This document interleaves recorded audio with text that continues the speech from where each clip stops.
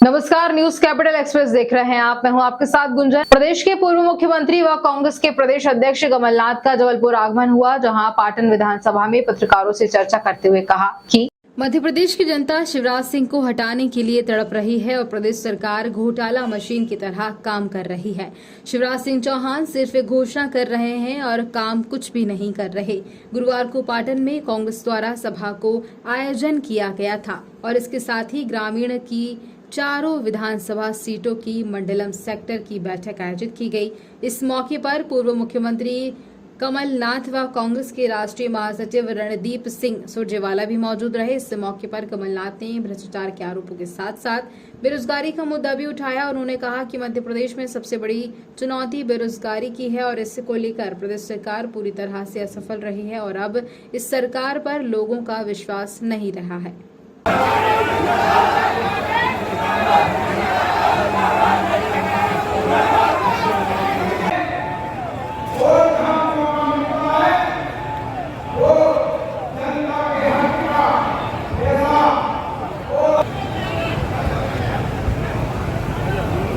आगे जाओ।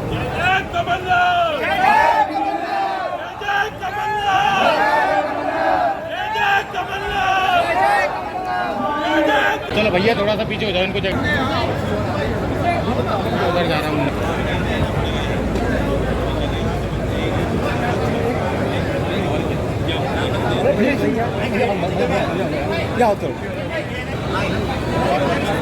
कहाँ जा रहे हो भैया?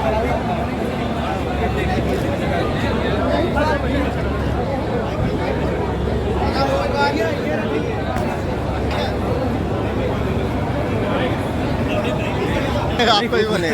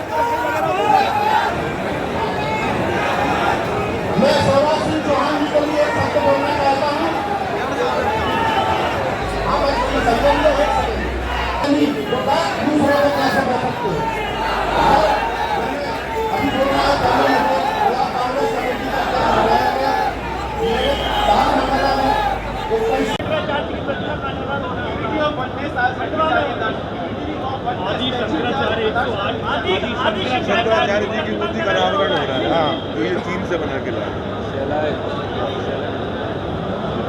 आदरणीय कमलनाथ जी भी आंसर करेंगे। उन्होंने मुझे कहा है थोड़ा सा आज तबियत नासाज होने की वजह से आदि शंकराचार्य जी की मूर्ति लगे, ये आस्था का विषय है और इसका सब स्वागत करते हैं। पर काश शिवराज सिंह चौहान और भाजपा को भगवान आदि शंकराचार्य के जीवन को भी आत्मसात एक हिस्सा करने की कोशिश करते हैं। आदि शंकराचार्य तो उस किसान का नाम है जिसकी फसल की कीमत नहीं मिलती, जिसका मटर 10 और 15 रुपए किलो यहाँ बिकता है और फिर वो नागपुर, मुंबई और हैदराबाद जाकर 100-150 रुपया बिकता है। आदि शंकराचार्य उस 1 करोड़ नौजवान का नाम है जो दर दर की ठोकरें खाने को मजबूर है। आदि शंकराचार्य जी तो वो नौजवान थे जिन्हें जबलपुर में कल सड़कों पर डालकर पीटा गया और वाटर कैनन चलाए गए।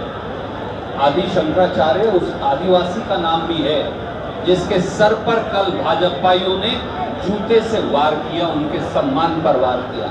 आदि शंकराचार्य हमारे दलित भाइयों का नाम है, आदिवासी भाइयों का नाम है, बैकवर्ड भाइयों का नाम है, जो शिवराज सरकार के अत्याचार के शिकार हैं। मूर्ति का स्वागत हम शीश झुकाएंगे, कमलनाथ जी पहले व्यक्ति होंगे, पर इस प्रदेश के वो 8.5 करोड़ लोग जो आदि शंकराचार्य जी की संतान है, उनका क्या सवाल ये है। मित्रों, सबसे पहले आपका स्वागत। पाटन की उपजाऊ जमीन पर महाकौशल की मेहनती धरती पर शिवराज सिंह चौहान और भाजपाइयों ने ग्रहण लगा दिया। भाजपा का डीएनए ही किसान और खेत मजदूर विरोधी है। मिलावटी भाजपा और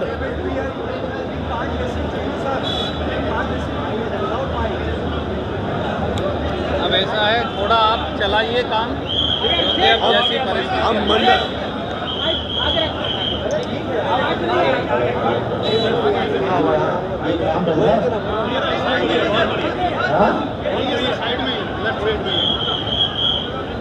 आप सबका धन्यवाद। आप यहाँ आए। आज पूरे प्रदेश की तस्वीर आप सबके सामने है। हमारे मध्य प्रदेश की जनता, मध्य प्रदेश की मतदाता ने शिवराज सिंह जी को विदा करने के लिए अब तड़प रही है। केवल इंतजार नहीं कर रही, तड़प रही है। भाजपा के 4 नए चेहरे, बनावटी भाजपा, दिखावटी भाजपा, मिलावटी भाजपा और सजावटी भाजपा। आज हमारे सामने जो प्रश्न है वो शिवराज सिंह जी की नौटंकी और कमलनाथ की गारंटी। हमारी सरकार रही थी, मध्य प्रदेश की जनता गवाह कि हमने किस प्रकार अपनी नीति और नीयत का परिचय दिया। पर आज सबसे भ्रष्ट प्रदेश पूरे देश में भारतीय जनता पार्टी। मध्य प्रदेश का हर व्यक्ति, आप भी, इसमें आप भी इंक्लूडेड है, या तो भ्रष्टाचार के गवाह है या तो भ्रष्टाचार के शिकार है।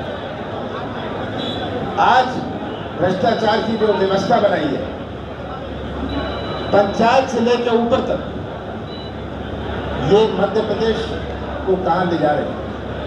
घोटालों का कोई अंत नहीं, रोज नया घोटाला है। ये आज मध्य प्रदेश में भारतीय जनता पार्टी का परिचय है। अब मतदाता गुमराह नहीं हो पाएंगे। शिवराज सिंह जी जितनी घोषणाएं कर दें, इनकी घोषणा मशीन डबल स्पीड पर चल रही है। इनकी झूठ की मशीन डबल स्पीड पर चल रही है और इस तरह घोषणाएं कर रही है जैसे अगले 5 साल इनको ही रहना है। भाजपा को तो शर्म आ रही है कहते हुए कि शिवराज सिंह जी हमारा मुख्यमंत्री का चेहरा है। अभी तक नहीं कहा, बड़े बड़े नेता आए, किसी ने नहीं कहा कि शिवराज हमारा चेहरा है। और हम तो चाहते हैं ये कहें शिवराज ही चेहरा बने, क्योंकि असलियत शिवराज जी की अब पहचानी गई। आज मध्य प्रदेश का हर वर्ग परेशान है। हमारा बेरोजगार नौजवान, सबसे बड़ी चुनौती हमारे मध्य प्रदेश में 1 करोड़ नौजवानों की है जो बेरोजगार घूम रहे हैं।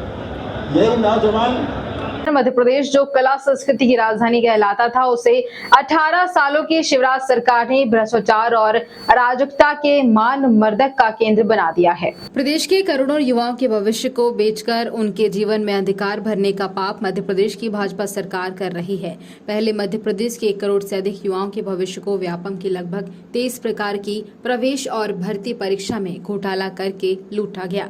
प्रदेश के युवा इस लूट के दंश से उभर भी नहीं पाए थे कि फिर पटवारी भर्ती परीक्षा घोटाला सामने आया और अब आज प्रदेश के लाखों युवाओं के भविष्य को भाजपा सत्ता की सरपस्त स्थिति में हुए अवैधानिक नर्सिंग कॉलेजों की मान्यता के काले कारनामों की भेंट चढ़ा दिया गया है।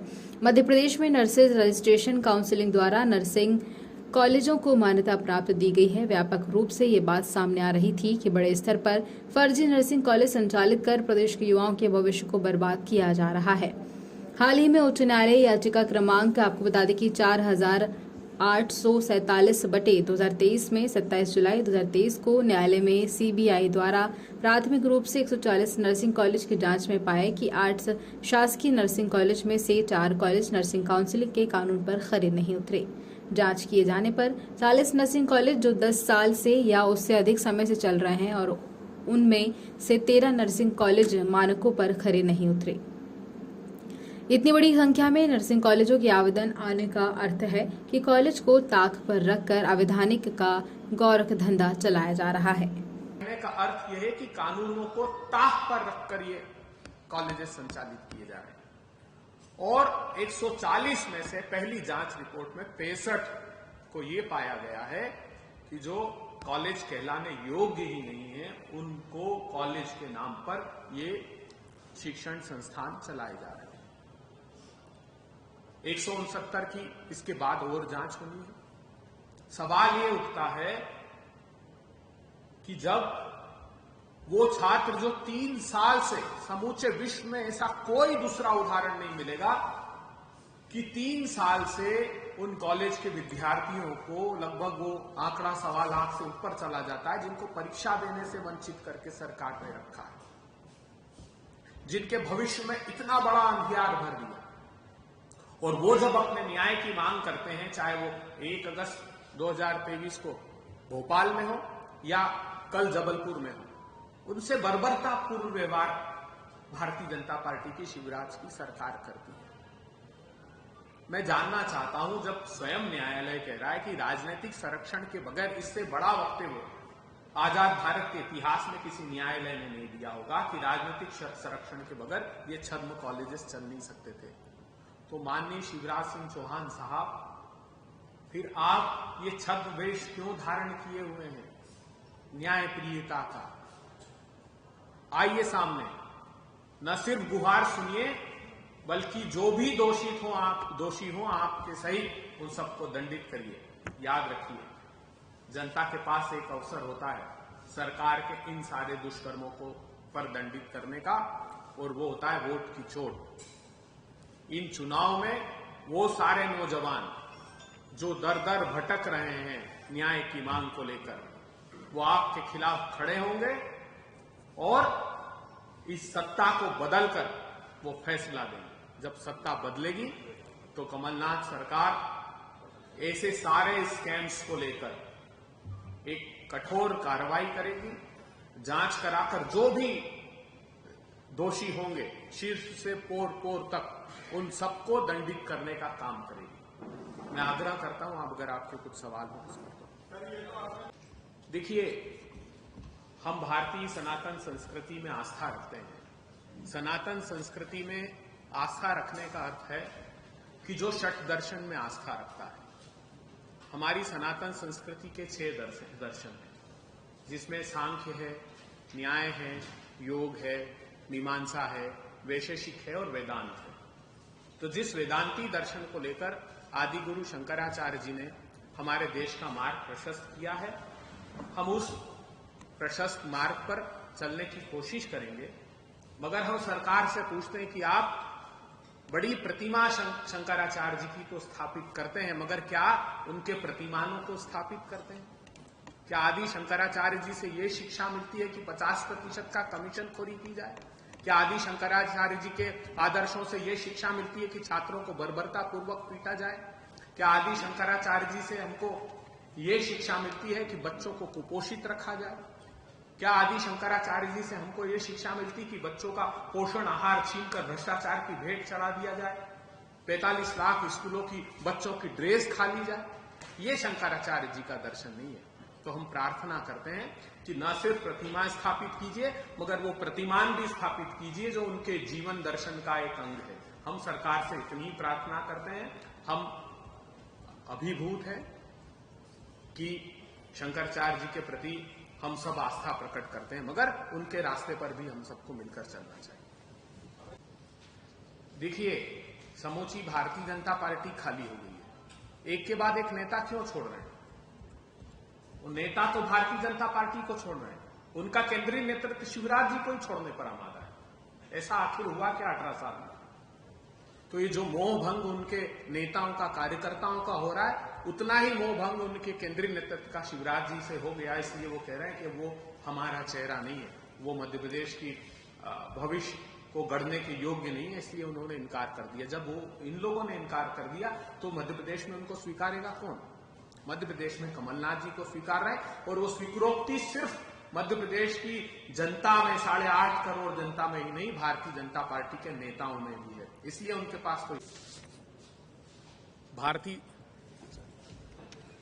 भारतीय जनता पार्टी की सरकार ने मध्य प्रदेश के युवाओं के भविष्य में अंधियार भर दिया है।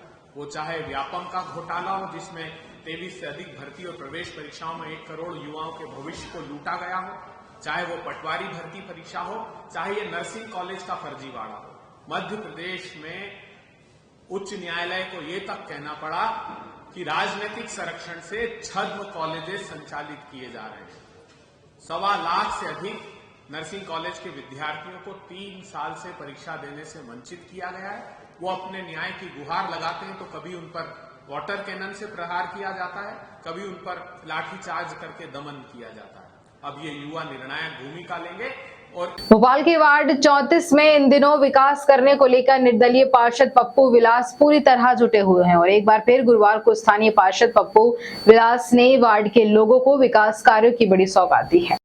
अहिरपुरा गली नंबर 1 से पाइपलाइन और सीमेंट कंक्रीट रोड का भूमि पूजन क्षेत्र के वरिष्ठ नागरिक लालजी यादव से भूमि पूजन करवाया। पानी की समस्या को देखते हुए लंबे समय से यहां पाइपलाइन की जरूरत महसूस की जा रही थी।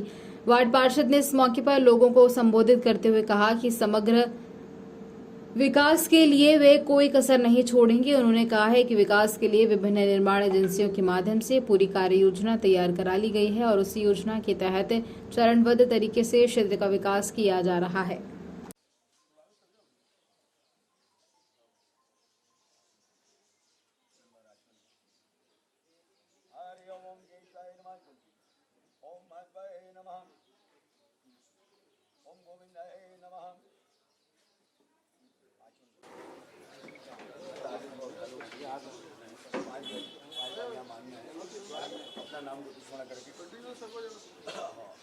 ओम विशेषमाशि नमाशि परवने पुजानाम गुत्र स्वप्नानाम गुत्र स्मरणग्रह यानाम गुत्र शुभकंडियार्जः सम्मद्वयानशिदाय पेदलमाशि नमाशि तुमे पादोमाशि शुभवचे इति सत्यि मातृभूमि माता की जय, गणपति भगवान की जय हो।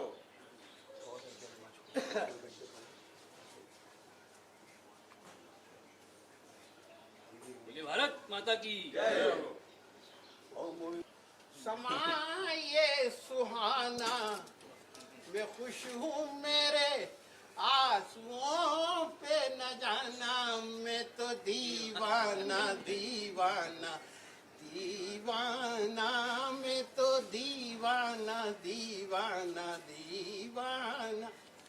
मुबारक हो सबको समाये सुहाना, मैं खुश हूँ मेरे आंसुओं पे न जाना, मैं तो कार्यकर्ताओं का दीवाना दीवाना।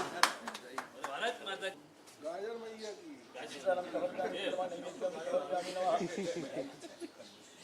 ओम पुष्पम समर्पयामि नमः। वार्ड नंबर 34 में गली नंबर 1 में आ जाकर पूजन किया। देखिए, ये जो कार्य है ये बहुत लंबे समय से पेंडिंग था।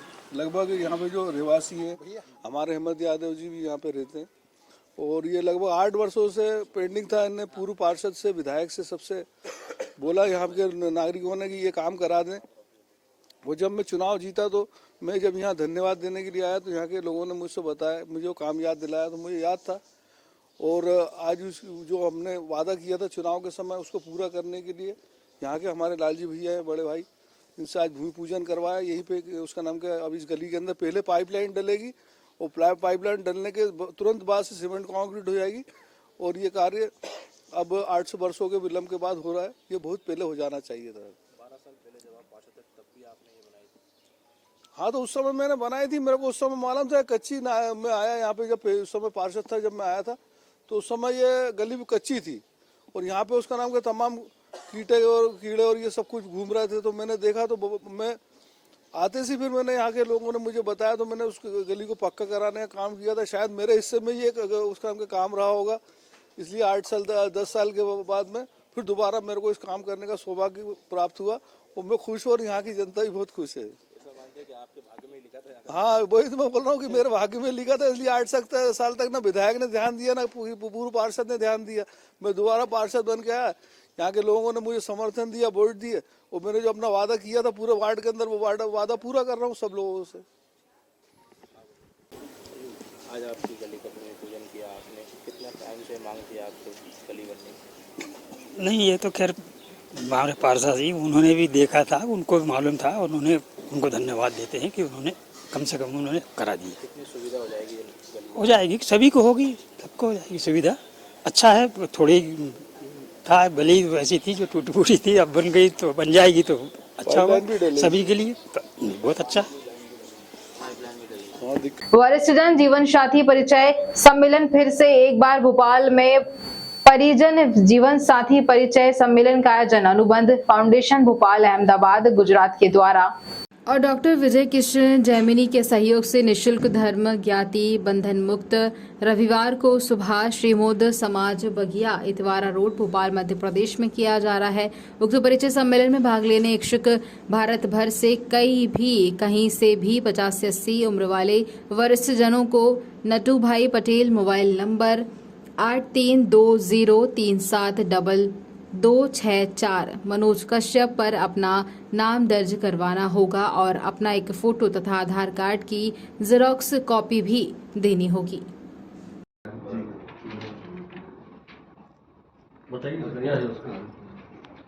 सभी पत्रकार साथियों को सबसे पहले मेरा प्रणाम। जैसा कि आप जानते हैं कि वर्तमान सामाजिक परिवेश में संयुक्त परिवार समाप्त हो गए हैं। एक एक दो बच्चे होते हैं और वो भी उच्च शिक्षा के बाद नौकरियों के लिए चले जाते हैं। ऐसी स्थिति में अगर कोई एक जीवन साथी चला जाता है तो उसके दर्द को कोई महसूस नहीं कर सकता है। वो अकेलापन महसूस करते हुए डिप्रेशन में चला जाता है, अनेक प्रकार की बीमारियों से ग्रसित हो जाता है और असमय मृत्यु का शिकार हो जाता है। ऐसे व्यक्तियों का दुख और दर्द समझने के लिए न तो रिश्तेदार आगे आते हैं, न दोस्त आगे आते हैं, न समाज आगे आता है।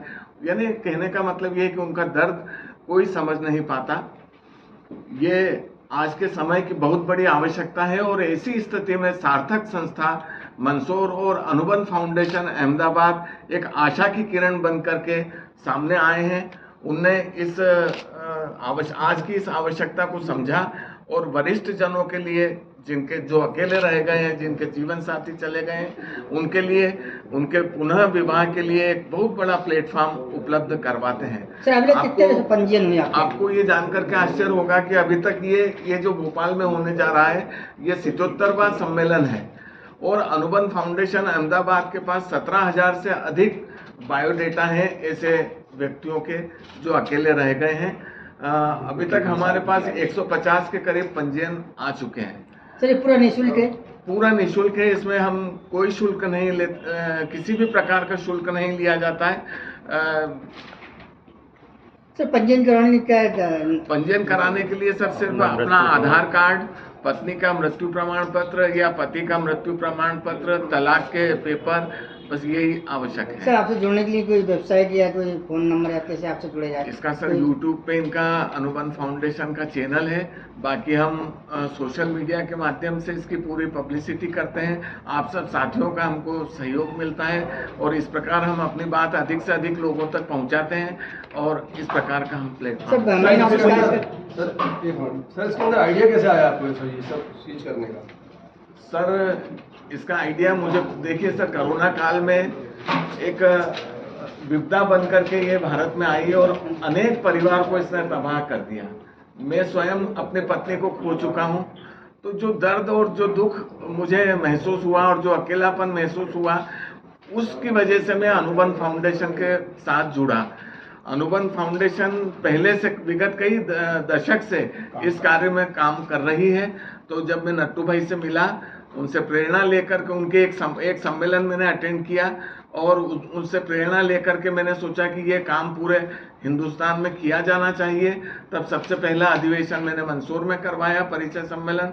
कश्यप जी को भी यही अनुभूति हुई और ये भी आगे आए। इस प्रकार धीरे धीरे लोग 5-6 शादियां भी वहाँ हुई। तो इसमें किसी जाति समाज का बंधन नहीं है? नहीं सर, मेरे सम्मेलन में 5 मुस्लिम आए थे, तो कोई किसी प्रकार का जाति कोई बंधन नहीं है सर। सभी लोग आ सकते हैं। सर ये भोपाल में जो आयोजन है कितने इसमें जोड़े देखने को मिलेंगे? सर इसमें कम से कम 200 लोगों की उम्मीद है कि 200 लोग भाग लेंगे और पूरे हिंदुस्तान से, राजस्थान से, मध्य प्रदेश से, गुजरात से, उत्तर प्रदेश से, यहाँ तक कि एक हरियाणा से हमारे पास एंट्री आई है, दिल्ली से। सर अभी आपने कहा कि लोग अकेलापन महसूस करते हैं, दर्द होता है, दर्द आप भी महसूस किया है जी, तो आप भी करते कैसा इसमें सर? आप भी मैनेज कर पाएंगे जी? अगर कोई उपयुक्त जीवन साथी मिलेगा तो जीवन साथी किसको नहीं चाहिए सर? जीवन साथी नाम ही इसीलिए है कि मतलब साथ निभा सके। तो अकेलापन, मेरे बच्चे दोनों सेटल हो गए सर, एक बेटा है और एक बेटी है। बेटी भोपाल में रहती है, बेटा इंदौर में रहता है। और जब माता पिता अपने बच्चों की शादी के लिए सर पूरा जीवन दांव पर लगा देते हैं, क्या क्या नहीं करते हैं वो बच्चों की शादी के लिए, परंतु दुख इस बात का है कि जब माता या पिता में से एक के सामने जब ये स्थिति आती है तो बच्चे अपना हाथ खींच लेते हैं। सर इसमें ऐसे युवा भी सम्मिलित जिनकी शादी नहीं हो पाई किसी कारण बस? सर इसमें ये युवा लोगों की तो शादी समाज करवा ही देता है किसी न किसी प्रकार से। ये सिर्फ सीनियर सिटीजन के लिए ये कार्यक्रम है, जिनके बारे में कोई नहीं सोचता है सर। Thank you sir. 40+ महिला, 50+। सर आपने जो बात करी कि 40+ महिलाएं, कुछ कम एज की महिलाएं भी हैं इस टाइप? सर वो आए तो हमारी तरफ से कोई मना जैसे आज मतलब मेरी जानकारी में एक 25 साल की महिला है, पर सर उनके लायक कोई व्यक्ति आएगा ही नहीं ना हमारे। आप भी ये जो उत्सुकता पे आई जुड़ने का जो आइडिया तरीका लाया, ये कैसे आया, कब आया, क्यों आया? मेरा नेटू भाई से परिचय था, भावसार जी का प्रोग्राम मैंने देखा तो मुझे लगा कि समाज में इस चीज़ की बहुत आवश्यकता है, इसलिए फिर मेरे मन में आया कि क्यों ना इसको हम भोपाल में, हमारे भोपाल में करें। और भोपाल में अगर होता है और कोई 2 लोगों का भी अगर जीवन बनता है तो क्या बुराई है इसमें, इसलिए समाज की सेवा के हिसाब से मैं इस कार्य को करने लगा। सर कहीं ना कहीं अभी समाज में बहुत लोग ऐसे हैं जिन्हें इस चीज़ की पता भी नहीं है, जो चाहते हैं, जो ढूंढ रहे हैं, लेकिन कहीं ना कहीं माध्यम नहीं है उनके पास। तो ये माध्यम उन तक पहुंचाने के लिए क्या कर रहे हैं? तो ये उन तक माध्यम पहुंचाने के लिए आगे हम अब इसको सुचारू रूप से इसका कोई सोशल मीडिया प्लेटफॉर्म या कुछ नया ऐसा करेंगे जिससे ये अधिक से अधिक लोगों को इसका लाभ मिल पाए। या कोई टोल फ्री नंबर जैसे कुछ जारी करेंगे आप? टोल फ्री नंबर भी हमारे पास सभा के नंबर हैं, लेकिन वो क्या गुजरात का नंबर है, अभी जो एमपी के लिए है, भोपाल के लिए वो नया नंबर जारी करेंगे। तो सर कब तक हो जाएगा, कितना समय लगेगा? बस यही 2-4-8 दिन में, इसी टाइम पे कर देंगे, ये फंक्शन वाले दिन ही कर देंगे। तो ये जो आपने प्रोग्राम रखा है जीवन साथी, मतलब जो आप एक परिचय सम्मेलन करवा रहे हैं जी, इसमें अगला कब करेंगे, क्योंकि संख्या बढ़ती जाएगी, आपकी व्यवस्था की बदलती जाएगी? 23 तारीख तक हमारे यहाँ पूरे जो भी लोगों को आना है वो अपना उसमें वो करवा देंगे नामांतरण, है ना। उसके बाद 24 तारीख को उसमें छटनी हो जाएगी और 24 को सुबह फंक्शन है। फिर सब लोग आएंगे, मंच पे अपना अपना परिचय देंगे और चले जाएंगे। जिन लोगों को, जो लोग जमेंगे वो लोग आपस में डिस्कशन करेंगे, फिर आगे की वो जानकारी निकालेंगे। अगला कार्यक्रम इंदौर में है। आपका जो कार्यक्रम जो संपर्क ग्रुप है, इसको बढ़ाने के लिए या जो केंद्र सरकार ने भले ही महिला आरक्षण विधेयक पारित कर दिया हो, लेकिन लोकतांत्रिक समाजवादी पार्टी के राष्ट्रीय संरक्षक रघु ठाकुर ने प्रेस वार्ता में बताया कि सरकार महिला आरक्षण विधेयक लेकर आई है। इसके लिए वह धन्यवाद देते हैं, मगर उन्होंने कहा है कि सरकार को महिला आरक्षण विधेयक 2026 में ही लागू करना था, तो अभी लेकर क्यों आई। रघु ठाकुर ने कहा कि इसका कारण उन्हें नजर आता है कि सरकार ने ये दाना इसलिए फेंका है, तुम पहले वोट दो तब 2026 में महिला आरक्षण विधेयक लागू करेंगे। रघु ठाकुर ने कहा कि लोकतांत्रिक राज समाजवादी पार्टी कहती है कि 2011 की जनगणना के आधार पर इसे अभी लागू किया जाए। राष्ट्रीय संरक्षक रघु ठाकुर ने कहा कि नए संसद भवन में मंगल प्रवेश पर भारत की राष्ट्रपति महामहिम द्रौपदी मुर्मू एवं उनका चित्र नहीं दिखना चिंता का विषय है।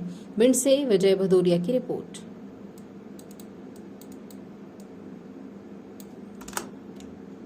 वो चाहिए प्रमाण पत्र, किसी को अभी का चाहिए, जिसको जो चाहिए मिल क्या चिंता है।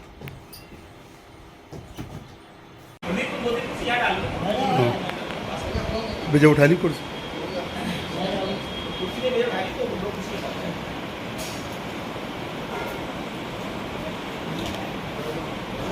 हम सरकार को महिला आरक्षण विधेयक को पारित करने को धन्यवाद देते हैं, परंतु कुछ सवाल भी इसके साथ खड़े होते हैं। सरकार ने कहा है कि इसको 2026 में जो नई जनगणना होगी उस पर लागू किया जाएगा। हम आज सरकार से पूछना चाहते हैं कि जब 2026 में ही आपको लागू करना था तो भी पारित क्यों कर रहा है? एक कारण इसका जो मुझे नज़र आता है वो है महिलाओं का, माताओं बहनों का, बेटियों के वोट का भाया दोहन। कि सरकार ने एक दाना फेंका है, कहा है कि हमें वोट दो तो हम 26 में लागू करेंगे। लोकतांत्रिक समाजवादी पार्टी कहना चाहती है कि आपको अभी इसको लागू करना चाहिए, कर सकते हैं। उसका तरीका है कि जो 2 वर्ष 2011 की जनगणना आई उसके जो रिपोर्ट है, आप उस जनगणना के आधार पर अभी आरक्षण महिलाओं को दें और जब नई जनगणना हो उसकी संख्या बढ़ा दें। परंतु हम आज का देंगे नहीं और कल की उम्मीद में करेंगे, ये एक प्रकार का धोखा है जो सरकार ने किया है।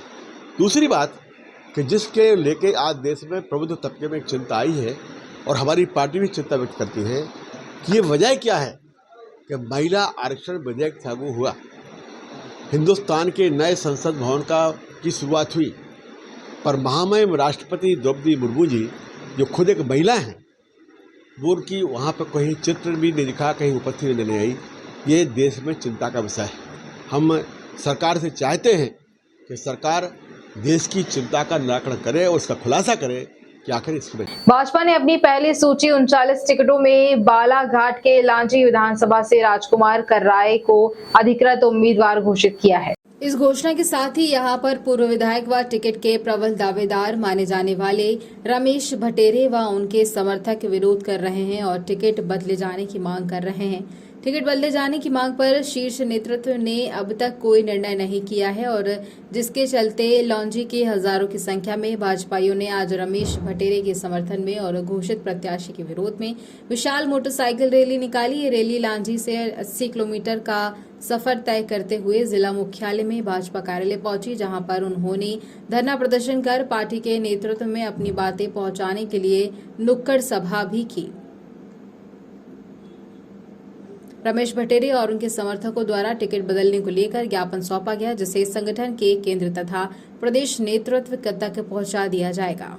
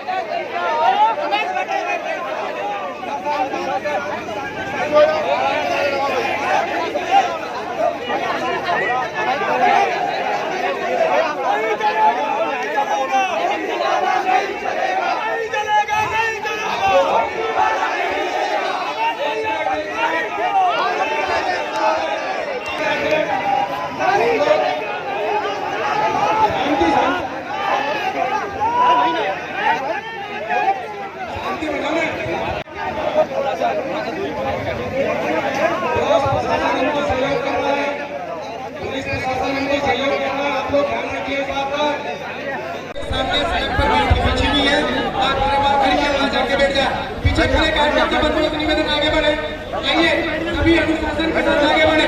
बंधुओं इधर निकल जाए, इधर भैया।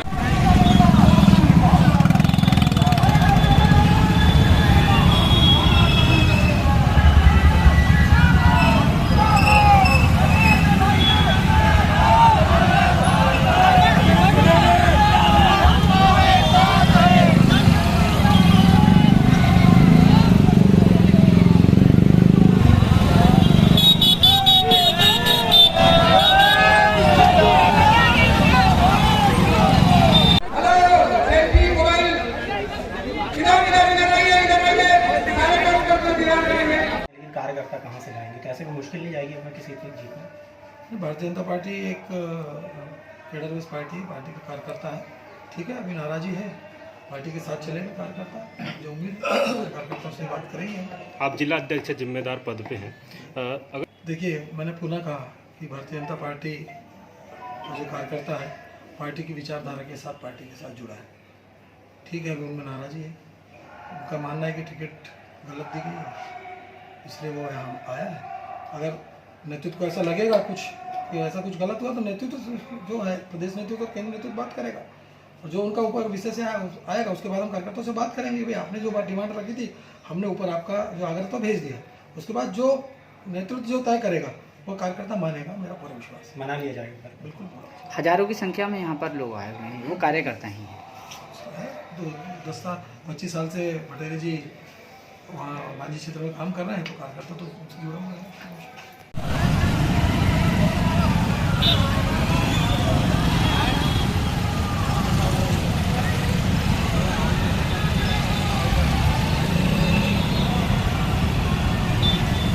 रोहित नागतोड़े।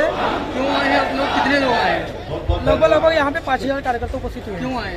इसलिए आए क्योंकि हमको भाजपा को बचाना है। जो लगातार 15 वर्षों से निरंतर आम जनताओं के सुख दुख में साथी रहे हैं, उनके कंधा से कंधा मिलाते हुए चलते रहे। 2 बार चुनाव हारे, मेरा ऐसा मानना है कि चुनाव नहीं हारे।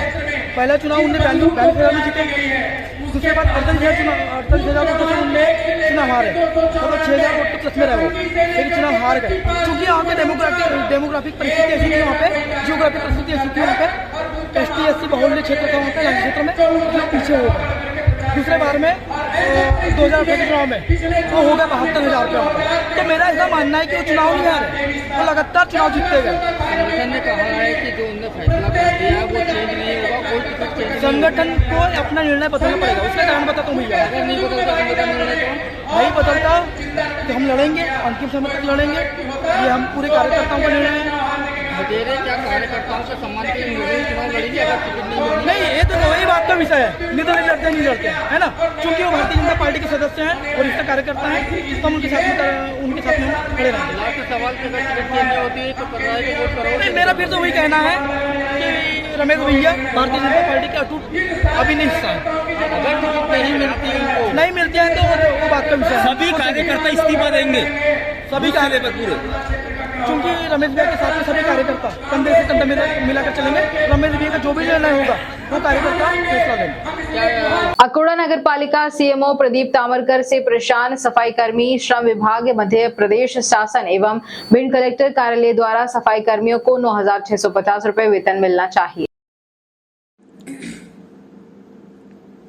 जबकि नगरपालिका सीएमओ द्वारा सफाई कर्मियों को दिया जा रहा है 9,125 रुपए। आखिरकार किसकी जेब में जाते हैं कर्मचारियों की वेतन से 525 रुपए? मध्य प्रदेश शासन के आदेश अनुसार 5 तारीख तक सभी सफाई कर्मियों को वेतन मिल जाना चाहिए, लेकिन नगरपालिका सीएमओ द्वारा लगातार मध्य प्रदेश शासन आदेश की अवहेलना करते हुए समय पर नहीं दिया जा रहा। सफाई कर्मियों को 9,125 रुपए का वेतन और नगरपालिका सफाई कर्मी सीएमओ से जब वेतन की मांग करते हैं तो नगरपालिका सीएमओ सफाई कर्मियों के साथ करते हैं दुर्व्यवहार और नौकरी से निकालने की देते हैं धमकी। और नगरपालिका सीएमओ साहब सफाई कर्मियों को बिना कारण बताए 9,125 की वेतन में भी काट देते हैं पैसे। और क्या समस्या आ रही है आप? समस्या ये तनख्वाह टाइम से नहीं देते हैं और धमकी ज़्यादा देते हैं। ऐसा भी सुनने को आया है, जो मूल जो निर्धारित किया गया है उससे वो कम आप लोग को देते हैं सैलरी वगैरह से कुछ है मामला? तनख्वाह भी कम देते हैं, 9,125 देते हैं। जबकि कितनी है? 9,125 625। वैसे कलेक्टर अभी नहीं दे रहा है पूरी, उसमें 9,625 है।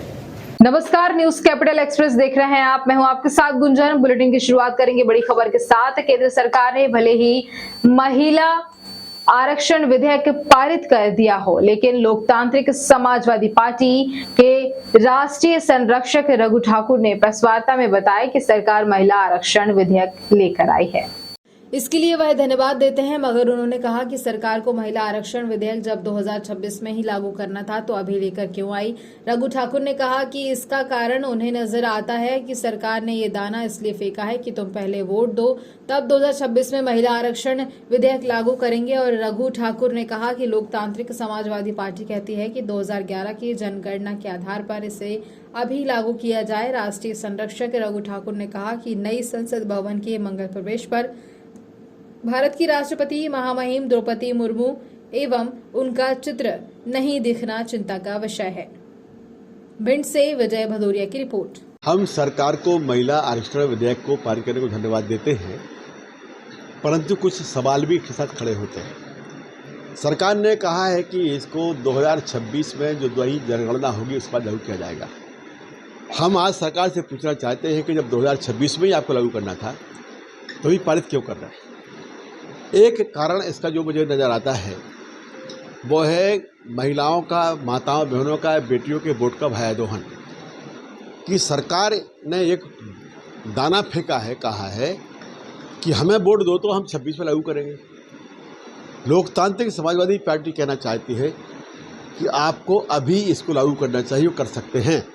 उसका तरीका है कि जो 2 वर्ष 2011 की जनगणना आई उसकी जो रिपोर्ट है, आप उस जनगणना के आधार पर अभी आरक्षण महिलाओं को दें और जब नई जनगणना हो उसकी संख्या बढ़ा दें। परंतु हम आज का देंगे नहीं और कल की उम्मीद में करेंगे, ये एक प्रकार का धोखा है जो सरकार ने किया है। दूसरी बात कि जिसके लेके आज देश में प्रबुद्ध तबके में एक चिंता आई है और हमारी पार्टी भी चिंता व्यक्त करती है कि ये वजह क्या है कि महिला आरक्षण विधेयक लागू हुआ, हिंदुस्तान के नए संसद भवन की शुरुआत हुई, पर महामहिम राष्ट्रपति द्रौपदी मुर्मू जी जो खुद एक महिला हैं, वो उनकी वहाँ पर कहीं चित्र भी नहीं दिखा, कहीं उपस्थिति नहीं आई। ये देश में चिंता का विषय है। हम सरकार से चाहते हैं कि सरकार देश की चिंता का निराकरण करे और उसका खुलासा करे कि आखिर इसकी